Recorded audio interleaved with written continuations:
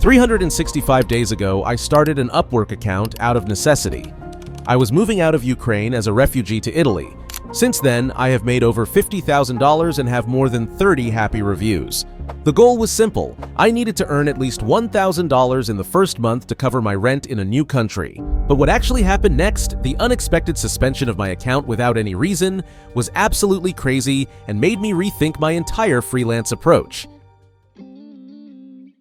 I bought some connects and started sending proposals. However, I got no response, but in some time, something interesting had happened. Number 1. Be a human.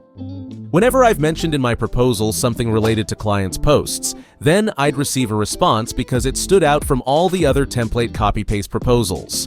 In fact, this is how most replies look to an average Upwork job. Most of these were fully generated by ChatGPT without any customization.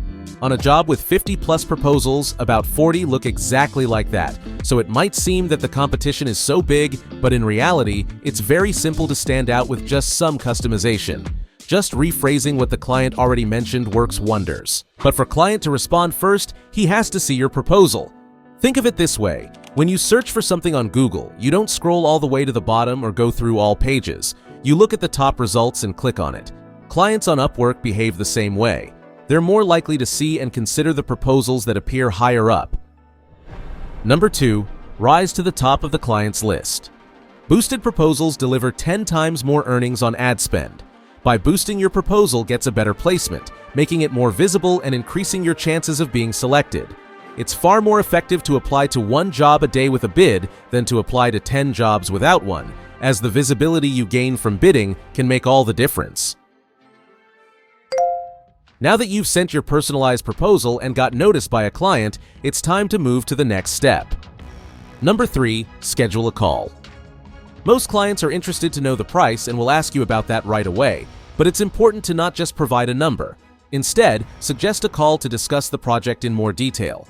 Getting on a call can be scary, but you actually don't have to talk a lot. Exactly for this reason, I've got for you a bunch of over 100 text messages and templates for calls, so you don't have to waste any time writing or coming up with responses. You can access the entire library of different text messages in my web design community. Just click on the first link in the description. The key on a call is to ensure that the client speaks for 70% of the time. This way, both the final sale and you win, you won't have to do all the talking. Imagine you walk into a doctor's office. You sit down on the chair. You're probably a little bit nervous. You don't know what they're gonna say. Maybe your palms are sweaty. And the doctor walks in. He says, "So, what's going on? How can I help you today?" And you tell your doctor that you have a headache. You don't know why. It's just this recurring headache. And the doctor looks at you. He immediately says, "You have a brain tumor. You need surgery right now." You're gonna sit there probably in a little bit of shock. And you're going to look at him and say, "Well, don't you need to do some kind of scans? Don't you want to get another person's opinion? Don't you want to diagnose me further and ask more questions?" And he says, "Nope, you have a brain tumor." Now, although that sounds kind of insane, this is what most people actually do. They have a call with a business owner. Don't ask questions on the call, simply because they don't know what to ask and are too anxious to come up with something. That's exactly what I tried not to do with one of my biggest leads, a website redesign project worth over $5,000, after we had a call and I was ready to send the proposal, but out of nowhere, Upwork has blocked my account. This was absolutely devastating news for me and for everyone I was working with. The system even notified all my existing clients of some suspicious activity coming from my account. Number 4. Don't put all your eggs in one basket. I was still relying on Upwork to pay my rent, but they also restricted any withdrawals. So I couldn't even withdraw my own money I had there. I was trying my best to figure out why they had suspended my account. The support team didn't give me any specific reasons, but they said they needed more time to investigate and would unblock my account if they couldn't find the reason for the block.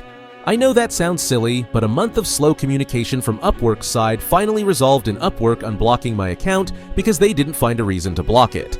Even though I lost a $5,000 lead and lost communication with most of my clients because of this block, I'm not giving up. I've launched a Facebook ads campaign and have also managed to get a few web design clients from this YouTube channel. It's important to diversify your income streams so that you're not dependent on just one source. If they block you on Upwork, you won't be able to earn anything anymore.